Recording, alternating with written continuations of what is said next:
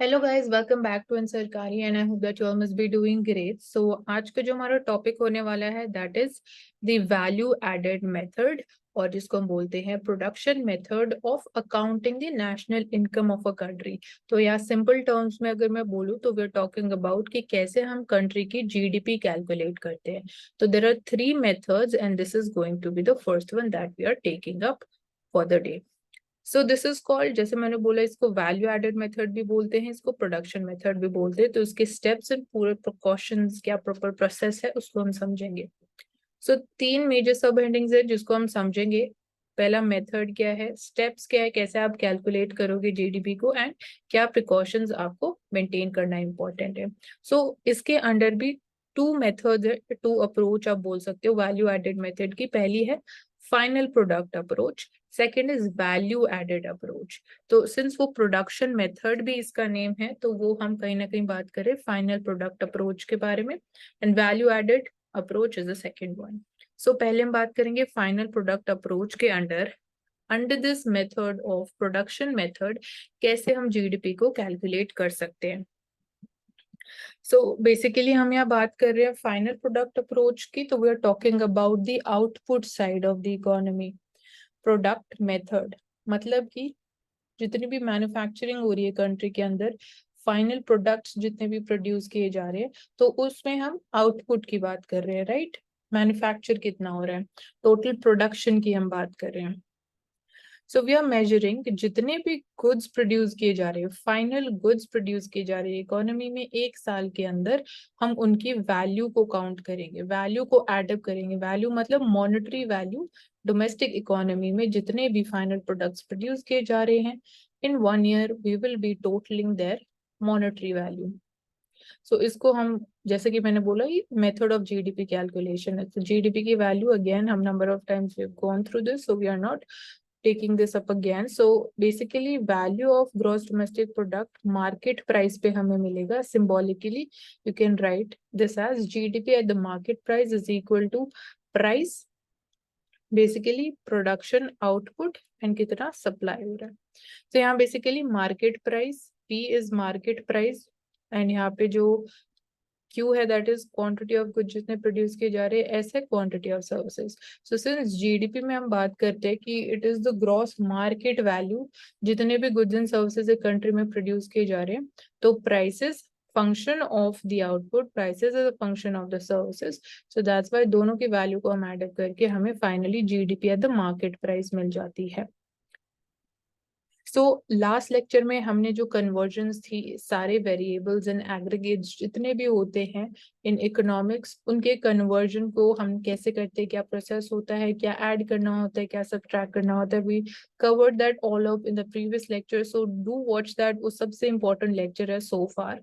सो यहाँ पे since GDP मतलब ग्रॉस डोमेस्टिक प्रोडक्ट की बात करें, वर्ड इज ग्रॉस, तो वो डेप्रिसिएशन भी इंक्लूड करता है, या यूसेज ऑफ फिक्स्ड कैपिटल जिसको हम डेप्रिसिएशन भी बोलते हैं।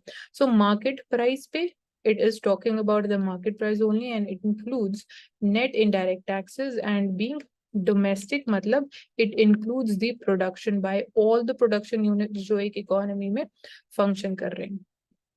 सो यहाँ पे सिर्फ हम फाइनल गुड्स की बात कर रहे हैं, हमने कवर किया था इंटरमीडिएट गुड्स भी होते हैं।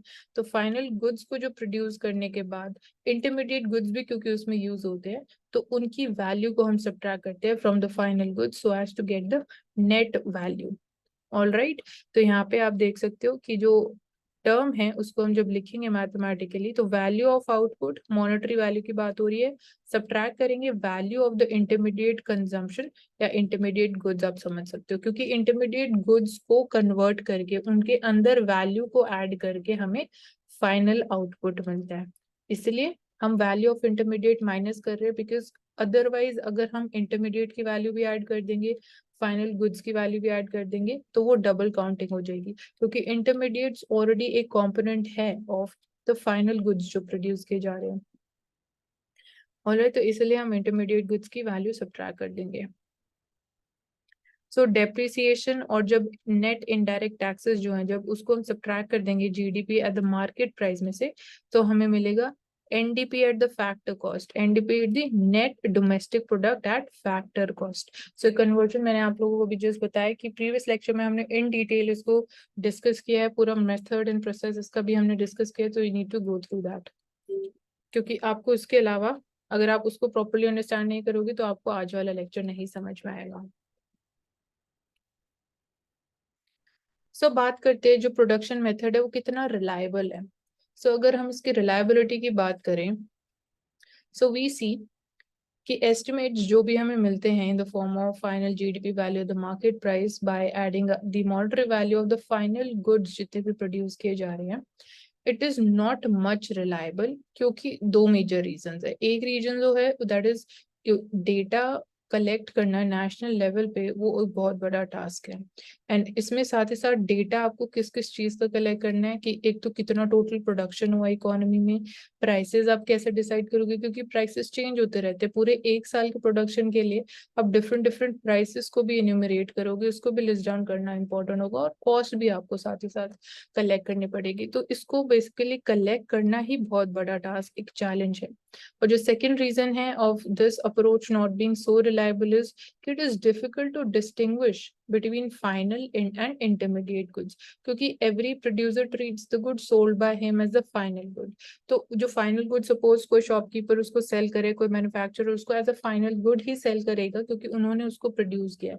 बट ये भी पॉसिबल है कि जो उनके लिए फाइनल गुड है वो किसी और फर्म मैन्युफैक्चरिंग यूनिट के लिए फाइनल गुड नहीं होगा, क्योंकि वो उस फाइनल गुड को यूज करके उसमें और वैल्यू को एड अप करके अपना एक फाइनल गुड को प्रोड्यूस करेंगे। तो ये डिस्टिंग्विश करना रियल लाइफ में between final good and the intermediate good, that is also very difficult task. So दो मेजर रीजंस हैं व्हाई वी से कि this might not be reliable approach. Now हम सेकेंड अप्रोच की बात करते हैं, वैल्यू एडेड अप्रोच। तो अभी तक प्रोडक्ट मेथड के हम अंडर जो हमने बात करी अभी फाइनल प्रोडक्ट अप्रोच की बात करी, अब हम बात करेंगे वैल्यू एडेड अप्रोच। तो इसमें बेसिकली वैल्यू एड किस में वैल्यू ऐड कर रहे हैं, जो इंटरमीडिएट गुड्स हम यूज कर रहे हैं इन मैन्युफैक्चरिंग, उसमें we are adding up the value and we are getting the final goods.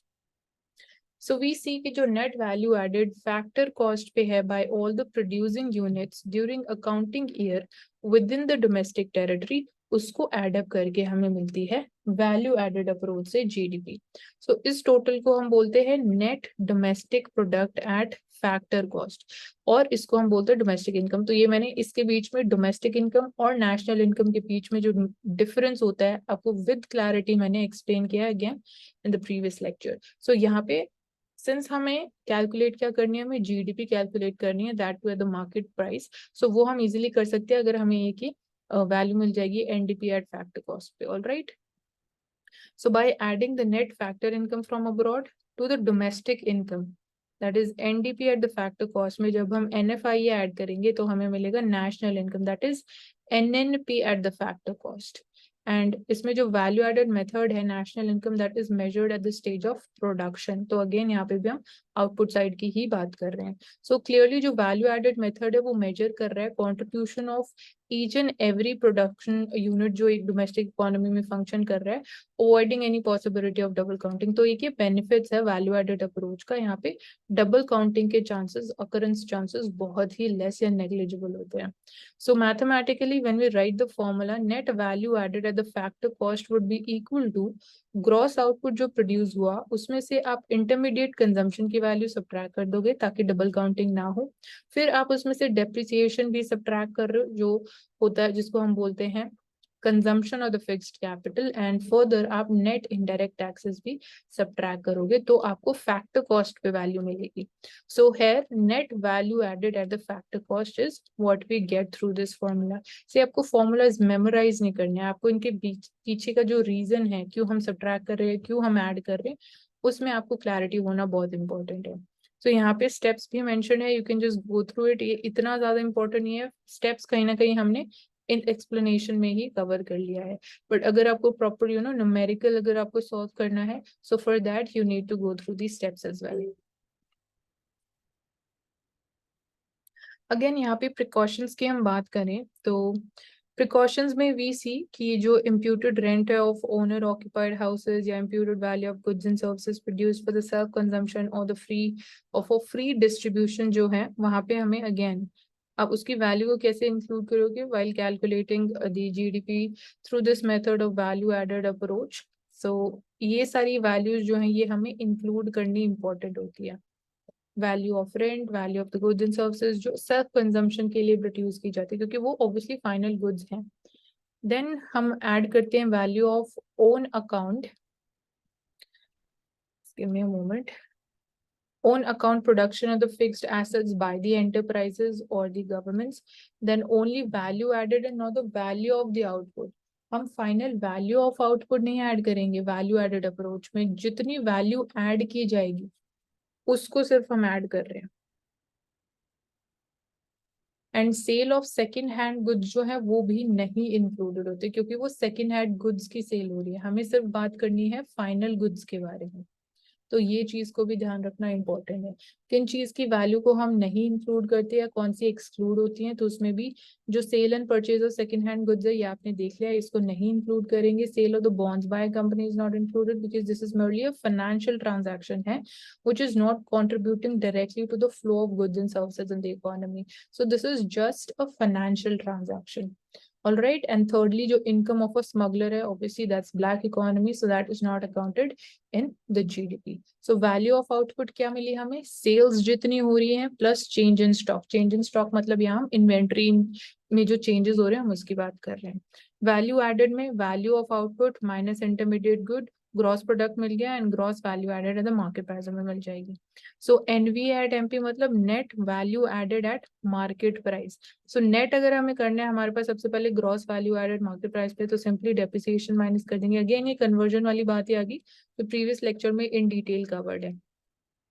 सो यहाँ पे प्रॉब्लम ऑफ डबल काउंटिंग की बात की गई है। सो डबल काउंटिंग का मतलब कि counting of the value, same product की वैल्यू हम दो बार काउंट कर रहे हैं इन calculation of the GDP value.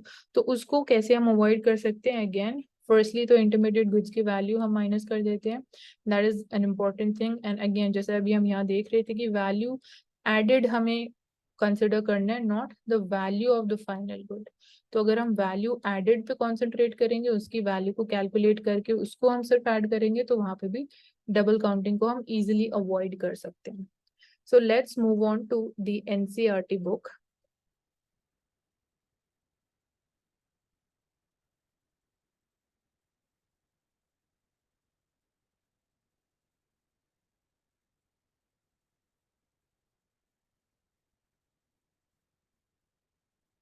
तो this is class 12th macroeconomics NCERT book. Again यहाँ पे भी हम प्रोडक्ट मेथड या वैल्यू एडेड मेथड की ही बात करेंगे।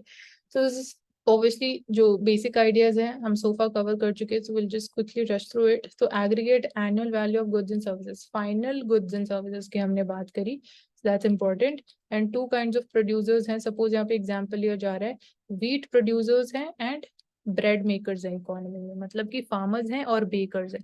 तो बेकर्स मतलब bakers they make the bread and farmers जो है वो व्हीट प्रोड्यूस करते हैं because they are into cultivation of wheat. So part of the wheat है वो सपोज जो बेकर्स है obviously as a raw material as a input उनको चाहिएगा to make bread. And suppose in 1 year जो total value of wheat है जो farmers ने प्रोड्यूस करी है उसकी वैल्यू है 100 रुपीज, और they have sold ₹50 worth of wheat to the bakers. तो 100 रुपीज का व्हीट उन्होंने कल्टिवेट या प्रोड्यूस किया as a harvest, 50 rupees worth of wheat उन्होंने सेल कर दिया टू द बेकर्स, क्योंकि बेकर्स को wheat as a raw material as a input चाहिए टू मेक ब्रेड। एंड जो बेकर्स हैं उन्होंने प्रोड्यूस करी ₹200 वर्थ ऑफ ब्रेड। तो 200 वर्थ ऑफ ब्रेड में 50 rupees of wheat already included है। तो इसलिए आप सेपरेटली 50 रुपीज की वैल्यू एडअप नहीं करोगे to account for the value of wheat जो फार्मर्स ने सेल करी टू द बेकर्स, क्योंकि ये कहीं ना कहीं डबल काउंटिंग हो जाएगी अगर आप सेपरेटली 50 रुपीज भी इंक्लूड कर रहे हो और 200 भी सिंपली ऐड कर दिया, क्योंकि 200 में 50 रुपीज ऑलरेडी इंक्लूडेड है। तो आप अब क्वेश्चन आता है value of total production easily कैसे कैलकुलेट करने वाली हो। सिंपली इसमें इतने कोई वेरिएबल्स नहीं है। फार्मर्स ने कितना अमाउंट ऑफ व्हीट प्रोड्यूस किया, 100 रुपीज, तो 100 एडअप हो जाएगा, प्लस आप ऐड करोगे ₹200। एंड अगर आप सेपरेटली 50 भी ऐड करोगे तो वो डबल काउंटिंग हो जाएगी। ऑल राइट, तो अगर आप तीनों चीजों को ऐड कर रहे हो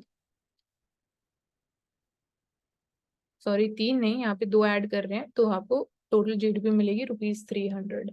बट सपोज ₹100 जो वो सिंपली उसमें कोई कंफ्यूजन नहीं है, फार्मर्स ने इतना वर्थ ऑफ व्हीट प्रोड्यूस किया है and net contribution of bakers क्या होगा इकोनॉमी में, तो नेट कंट्रीब्यूशन की बात हो रही है। नेट अगर हमें बात करनी है तो 200 में से वी विल सब्ट्रैक्ट ₹50, क्योंकि 50 जो है वो बेकर्स का कंट्रीब्यूशन है, वो फार्मर्स का कंट्रीब्यूशन है। तो ₹50 का व्हीट उन्होंने यूज किया था in order to manufacture bread, तो net contribution of bakers would be ₹150। All right, and your net contribution again 200 minus 50. Here is the calculation. So aggregate value of goods कितनी आएगी? So that would be ₹250. Aggregate value of goods बोला है तो ₹150 worth की bread हो गई, ₹100 का हमने wheat देखा, तो 250 हो गया total. So net contribution made by a firm is called the value added. Again firm ने वैल्यू ऐड कितनी करी, फर्म ने, या बेकर्स की हम यहाँ बात कर रहे थे एग्जाम्पल में, तो बेकर्स ने ब्रेड बनाई, बेकर्स ने कितनी वैल्यू ऐड करी to this ₹50 worth of wheat जो उन्होंने यूज किया in order to get this final product of bread. तो फाइनल प्रोडक्ट ब्रेड है, intermediate good ₹50 worth of wheat है जो उन्होंने फार्मर से बाय किया। सो यहाँ पे ये क्लैरिटी होना बहुत ज्यादा इंपॉर्टेंट है and this data has been presented in the form of table as well. तो टोटल प्रोडक्शन फार्मर का ₹100 वर्थ ऑफ व्हीट, बेकर का ₹200 worth of bread, intermediate goods farmers का यहाँ पे डेटा नहीं दे रखा है तो that would be 0 and bakers का ₹50 अमाउंट ऑफ व्हीट उन्होंने यूज किया। तो फॉर सिंप्लीफिकेशन फार्मर्स का उन्होंने इंटरमीडिएट गुड्स नहीं मेंशन किया, बट अदरवाइज जो रियल लाइफ में अगर आप सोचोगे तो ऑब्वियसली जो सीड्स यूज करेंगे, fertilisers and pesticides farmers use करेंगे तो वो उनके लिए इंटरमीडिएट गुड्स हो जाएंगे। And value added by farmers simply आप ऐड करोगे ₹100 एंड बेकर्स के लिए 200 में से 50 माइनस करके will get net value added by the baker, that will be 150। Moving forward, more realistically अगर हम बात करें, अगेन मैंने आपको जैसे एक्सप्लेन किया है कि farmers they would be using fertilisers and pesticides, bakers they would be selling the bread to a further restaurant. तो जो आगे बेकर सेल करने वाले हैं ब्रेड टू अ रेस्टोरेंट, तो उनके लिए अब रेस्टोरेंट के लिए जो ब्रेड है वो उनके लिए इंटरमीडिएट गुड हो जाएगी। तो that's how things they work in a chain and इसीलिए हमने वन ऑफ द ड्रॉबैक्स या चैलेंजेस की जब बात करी वैल्यू एडेड या प्रोडक्ट मेथड अप्रोच की, तो उसमें हमने बोला कि it is very difficult to distinguish between final goods and the intermediate good. Depreciation की हम बात करें तो this is normal wear and tear जो capital stock has to go through. So again यहाँ पे जब हम ग्रॉस वैल्यू एडेड की बात करते हैं तो उसमें ऑलरेडी डेप्रिसिएशन कॉस्ट जो है वो इंक्लूडेड है। डेप्रिसिएशन मतलब सपोज फर्म ने एक मशीन खरीदी, उसको 1 साल यूज किया and obviously normal wear and tier होगा तो कोई मशीन पार्ट उनको चेंज या रिप्लेस करना पड़ेगा, तो उसको रिप्लेस करने के लिए जो कॉस्ट आएगी उसको हम डेप्रिसिएशन कॉस्ट बोलेंगे। तो ग्रॉस वैल्यू एडेड में डेप्रिसिएशन कॉस्ट ऑलरेडी इंक्लूडेड है। अगर आपको नेट वैल्यू एडेड चाहिए तो आप इसमें से ग्रॉस में से आप डेप्रिसिएशन माइनस कर दोगे जो value I of replacing a machine part and you get the net value added। अब हम इन्वेंट्री वाली चीज की बात करेंगे। तो इन्वेंट्री के केस में obviously this is also practical thing, it is not possible कि फर्म ने जितना भी आउटपुट प्रोड्यूस किया वो उसको 100% सेल कर देगी विद इन 1 ईयर। तो उसको हम कैसे अकाउंट करेंगे in terms of calculation of GDP. So यहाँ पे बहुत सारे क्वेश्चंस हैं कि since firm raw materials buy करती है दूसरी फर्म्स में से एंड जो पार्ट ऑफ द स्टॉक है या पार्ट ऑफ द इन्वेंट्री जो यूज अप नहीं हो पाता है even in terms of the raw materials, ये भी इंपॉर्टेंट नहीं है कि सारा रॉ मटेरियल जितना फर्म ने बाय किया वो उसको 100% यूज कर लेगी इन टर्म्स ऑफ मैन्युफैक्चरिंग। तो जो रॉ मटेरियल बच गया या जो फाइनल गुड्स बच गए जो सेल आउट नहीं हो पाए तो उनको आप कैसे will take into account in terms of GDP calculation. तो कुछ सेमी फिनिश्ड गुड्स भी होंगे अगेन, तो इसको हम इन्वेंट्री बोलते हैं जो भी raw materials firm carry out करती है from 1 year to the next, that is called inventory. मतलब कि ऑब्वियसली जो चीजें बच गई which are not able to sell out और सेल इन द मार्केट उसको फर्म वेयर हाउसेज में स्टोर कर देती है and that is called as inventory stock. Again मैंने क्या वर्ड यूज किया, स्टॉक। तो यहाँ पे हमने पहले बात करी थी difference between stock and flow variables. तो inventory is an example of stock क्योंकि अगेन एक पर्टिकुलर टाइम पीरियड पे हम चेक करते हैं कि कितनी इन्वेंटरी एक पर्टिकुलर फर्म के पास ऑलरेडी है। तो इन्वेंटरी चेंज की भी जब हम बात कर रहे हैं of a particular firm during single year, तो यहाँ पे आप देख सकते हो इक्वल टू साइन है, there is one more dash added, तो ये होता है आइडेंटिटी का साइन। मतलब ये, इसका मतलब ये होता है सिंपल टर्म्स में, इट इम्प्लाइज कि this equation will always hold, मतलब ये हमेशा वैलिड रहेगी। तो change of inventories would be equal to the production of the firm during the year. जितना भी टोटल प्रोडक्शन फर्म ने किया उसमें से विल सब्ट्रैक्ट कितना फर्म ने सेल आउट किया, तो उसमें से जो भी बच गया उसको हम बोलते हैं change of inventory, because that was not sold in the market, that was left over with the firm. So this symbol stands for identity and ये show कर रहा है कि this is going to always hold. Now again यहाँ पे example ले, change of inventory हम कैसे कैलकुलेट करेंगे। सपोज फर्म ने एक साल में टोटल वर्थ ऑफ प्रोडक्ट जो प्रोड्यूस किया दैट वाज ₹1000 एंड जिसमें से फर्म ओनली सेल कर पाई ओनली ₹800 वर्थ ऑफ गुड्स। तो यहाँ पे सिंपली इन्वेंटरी चेंज कितना है, ₹200 worth of goods. Alright, so that is how simple it is. So जब हम बात करते हैं inventories at the end of the year, so that is a stock variable. Change in inventories कितना हो रहा है एक पर्टिकुलर टाइम पीरियड के दौरान, वो हो जाएगा फ्लो वेरिएबल। तो यहाँ पे भी अगर आप इन्वेंटरी की बात कर रहे हो, आप उसको किस पर्सपेक्टिव से स्टडी करने की बात कर रहे हो, वो डिटरमाइन करते हैं कि आप उसको स्टॉक के पर्सपेक्टिव से एनालाइज करोगे या फ्लो के वेरिएबल से। Alright, so addition to the stock of the capital of the firm, उसको हम इन्वेस्टमेंट बोलेंगे। अगर suppose stock of capital of the firm है, firm is doing a lot of capital expenditure in order to buy machines and stuff like that to produce, so उसको हम बोलते हैं investment. So change in inventory of the firm जो रहा है उसको हम as investment treat कर रहे हैं। अगर वो positive change है तो that is an investment. So three major categories of investment हम further categorize कर सकते हैं। फर्स्टली हम देख सकते हैं कि जो वैल्यू ऑफ इन्वेंटरी है वो इंक्रीज हो सकती है, तो ये हो गया इन्वेस्टमेंट। सेकंड, we'll see कि fixed business investment होती है, this is the second category.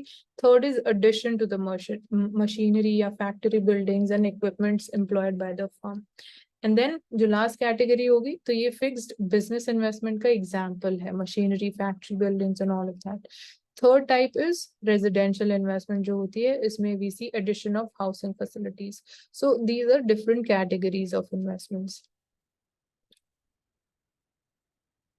सो ये एक प्लान तरीके से भी इंक्रीज हो सकती है, डिक्रीज हो सकती है, या एक अनप्लान तरीके से भी चेंज हो सकती है। सो यहाँ पे अगर हम अल्टीमेटली आए अपनी आइडेंटिटीज की बात करें या फॉर्मूलाज की बात करें, तो gross value added of a firm, GVA, that is identity का यहाँ सिंबल है। Gross value added the output जो फर्म ने प्रोड्यूस किया उसमें से आप इंटरमीडिएट गुड्स की वैल्यू सब्ट्रैक्ट कर दोगे। दिस वो ऑलरेडी अंडरस्टूड कि क्यों हम इंटरमीडिएट गुड्स की वैल्यू सब्ट्रैक्ट करेंगे। And then GVA again it will be equal to the value of sales जो फर्म ने प्रोड्यूस करी plus value of change in inventory कितना हुआ, इसको हम ऐड कर रहे हैं, minus the value of intermediate goods used by the firm. Alright, and change in the inventories of the firm हमने देख लिया ऑलरेडी, कितना टोटल प्रोडक्शन हुआ उसमें से सब्ट्रैक्ट कर दोगे कितनी फर्म्स ने सेल करी ड्यूरिंग 1 ईयर, तो आपको चेंज इन इन्वेंटरीज आ जाएगा एंड आप उसकी वैल्यू इस आइडेंटिटी में पुट कर सकते हो। सो नेट वैल्यू एडेड की अगर हम बात करें तो ग्रॉस वैल्यू एडेड में से सिंपली डेप्रिसिएशन आप सब्ट्रैक्ट कर दोगे, you will get the net value. So sum of the gross value added of all the firms वो मेजर कर रहा है value of aggregate amount of goods and services जितना प्रोड्यूस किया, that's how we get the GDP of the economy. And suppose अब हम यहाँ पे सिर्फ सिंगल फर्म की बात कर रहे थे, तो एक इकोनॉमी में there are number of firms, so आपको अगेन सभी फर्म्स का जितना भी आउटपुट या प्रोडक्शन है सब आपको कैलकुलेट एंड एड अप करना है। तो आप इसको सिंपली, उसका फॉर्मूला यही है कि आप GVA of each firm add कर दोगे। सो यहाँ पे N is the number of total firms in the economy. So जितनी टोटल फर्म्स है हर एक इंडिविजुअल फर्म या इंडस्ट्री का आप ग्रॉस वैल्यू एडेड ऐड करोगे, you will get the GDP for all the firms which are operating and producing in the economy during one single year. So with this we complete the product method or what we call as the value added method. And I hope कि जितनी technical चीजें थोड़ी हमने समझी उनके पीछे का concept and logic समझा, that is clear to you. If that is not, you have any kind of doubt, you can leave that in the comment section or you can email us and we'll get back to you as soon as possible on that. So In the next lecture, we'll take up the next method, जिसको हम बोलते हैं expenditure method. So this is going to be the second method for calculating the GDP of an economy. So that's all, and take care. So do subscribe to Ansar Kari and keep watching.